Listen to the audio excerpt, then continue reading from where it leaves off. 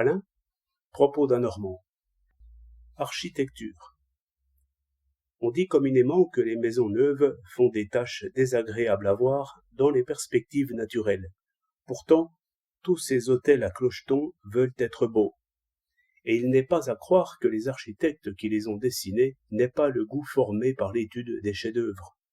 En vérité, on en viendrait à dire que, pour l'architecture, tout au moins, l'homme est condamné à manquer le beau dès qu'il le cherche.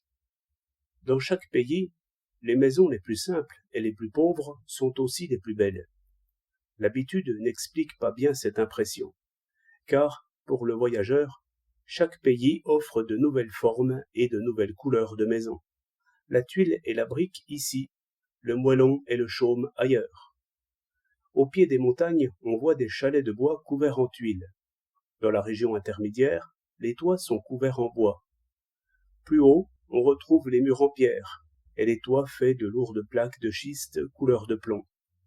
Si vous descendez vers le soleil, vous verrez pousser, en même temps que le mûrier, l'amandier et l'olivier, de hautes maisons en pierre sèche, avec des toits roses et plats.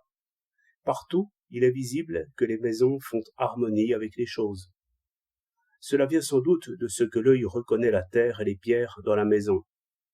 Ces maisons entourées d'oliviers sont sèches et pierreuses, comme ces montagnes, ces terrasses, ces chemins secs et durs.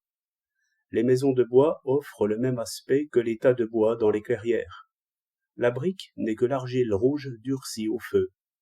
De là des nuances innombrables qui sont toutes parentes, et vous présentent les choses par masse, de façon que l'unité en soit facilement saisie.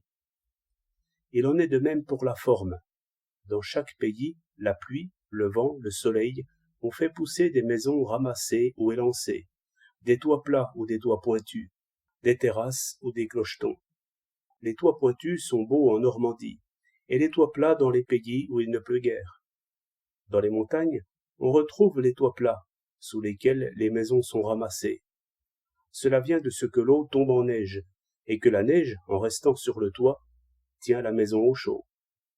Il faut dire aussi que l'ouvrier qui bâtit obéit aux matériaux qu'il a. Les premières sculptures sur bois vinrent sans doute des nœuds, que l'on respectait par nécessité.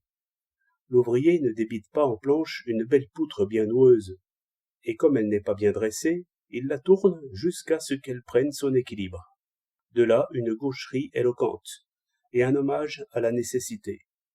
Mais notre prix de Rome se moque de cela.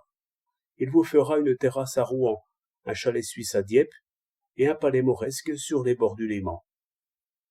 Toute beauté est perdue si celui qui dessine n'a affaire qu'à l'encre et au papier. Michel-Ange concevait une statue d'après le bloc de marbre qu'il trouvait. 11 septembre 1909.